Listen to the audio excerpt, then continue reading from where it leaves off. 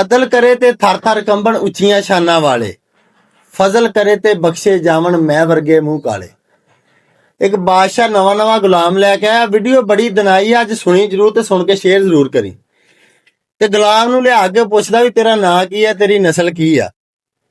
ਤੇ ਗੁਲਾਮ ਅੱਗੋਂ ਬਾਦਸ਼ਾਹ ਨੂੰ ਕਹਿੰਦਾ, ਬਾਦਸ਼ਾਹ ਸਲਾਮਤ, ਮੇਰੀ ਕੀ ਜ਼ਰੂਰਤ ਵੀ ਮੈਂ ਤੁਹਾਨੂੰ ਕੋ ਆਪਣਾ ਨਾਂ ਦੱਸਾਂ ਜਾਂ ਨਸਲ ਦੱਸਾਂ।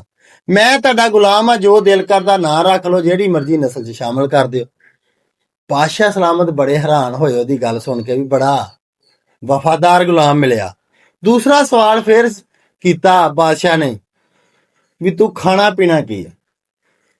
ਇਸ ਸਵਾਲ ਦੇ ਜਵਾਬ 'ਚ ਫੇਰ ਗੁਲਾਮ ਨੇ ਅੱਗੋਂ ਇਹ ਗੱਲ ਕਹੀ, ਬਾਦਸ਼ਾਹ ਸਲਾਮਤ, ਮੇਰੀ ਕੋਈ ਜ਼ਰੂਰਤ ਨਹੀਂ, ਮੇਰੀ ਕੀ ਔਕਾਤ ਆ, ਜੋ ਖਵਾਉਣਾ ਖਵਾ ਦਿਓ, ਜੋ ਪਿਉਣਾ ਪਿਆ ਦਿਓ। ਤੀਸਰਾ ਸਵਾਲ ਫਿਰ ਬਾਦਸ਼ਾਹ ਨੇ ਕੀਤਾ, ਵੀ ਤੂੰ ਸੌਣਾ ਕਿੱਥੇ ਆ, ਥੱਲੇ ਸੌਣਾ, ਮੰਜੀ ਤੇ ਸੌਣਾ, ਕਿੱਥੇ ਸੌਣਾ। ਇਸ ਸਵਾਲ ਦੇ ਜਵਾਬ 'ਚ ਵੀ ਗੁਲਾਮ ਨੇ ਵਫਾਦਾਰੀ ਦਾ ਜਵਾਬ ਇਸੇ ਗੱਲ ਨਾਲ ਹੀ ਦਿੱਤਾ, ਵੀ ਬਾਦਸ਼ਾਹ ਸਲਾਮਤ, ਮੈਂ ਹੁਕਮ ਨਹੀਂ ਦੇ ਸਕਦਾ, ਮੈਂ ਤੁਹਾਡਾ ਗੁਲਾਮ ਆ, ਤੁਸੀਂ ਮੈਨੂੰ ਥੱਲੇ ਸਵਾਉਣਾ ਥੱਲੇ ਸਵਾ ਲਓ, ਮੰਜੀ ਤੇ ਸਵਾਉਣਾ ਮੰਜੀ ਤੇ ਸਵਾ ਲਓ। ਜਦੋਂ ਇਹ ਗੱਲ ਬਾਦਸ਼ਾਹ ਸਲਾਮਤ ਨੇ ਸੁਣੀ ਨਾ, ਤੇ ਰੋਣ ਲੱਗ ਪਿਆ ਉੱਚੀ ਉੱਚੀ, ਤੇ ਸਜਦੇ ਪੈ ਗਿਆ।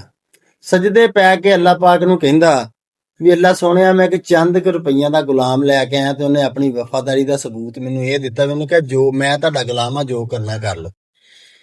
ਤੇ ਮੈਂ ਵੀ ਦਾਅਵਾ ਕਰਦਾ ਵੀ ਮੈਂ ਤੁਹਾਡਾ ਗੁਲਾਮ ਆ, ਤੁਹਾਡਾ ਬੰਦਾ ਵਾਂ, ਪਰ ਮੈਂ ਅੱਜ ਤੱਕ ਇਦਾਂ ਦਾ ਕੁਝ ਨਹੀਂ ਕੀਤਾ। ਜੋ ਤੁਸੀਂ ਕਿਹਾ ਮੈਂ ਤੇ ਉਹ ਨਹੀਂ ਕੀਤਾ, ਤੇ ਮੈਨੂੰ ਮਾਫ ਕਰ ਦਿਓ, ਮੈਂ ਦੁਨਿਆਈ ਰਾਸਤੇ ਤੇ ਤੁਰ ਪਿਆ ਸੀ। ਅੱਲਾਹ ਤਾਲਾ ਨੂੰ ਉਹਦਾ ਮਾਫੀ ਮੰਗਣ ਦਾ ਅੰਦਾਜ਼ ਤੇ ਉਹਦਾ ਰੋਣਾ ਪਸੰਦ ਆ ਗਿਆ, ਤੇ ਅੱਲਾਹ ਤਾਲਾ ਨੇ ਉਹਨੂੰ ਆਪਣੇ ਅਵਲੀਨ ਵਲੀਆਂ ਦੇ ਵਿੱਚ ਸ਼ਾਮਲ ਕਰਤਾ। ਤੇ ਉਹ ਬਾਦਸ਼ਾਹ ਪਤਾ ਕੌਣ ਸੀ? ਹਜ਼ਰਤ ਇਬਰਾਹੀਮ ਬਿਨ ਆਦਮ। ਜਿਸ ਬੰਦੇ ਨੂੰ ਇਸ ਗੱਲ ਤੇ ਸ਼ੱਕ ਆ, ਉਹ ਤਾਰੀਖ ਪੜ੍ਹ ਲੈ ਜਾ ਕੇ ਵੀ ਇਹ ਸਹੀ ਹੈ ਜਾਂ ਗਲਤ ਆ।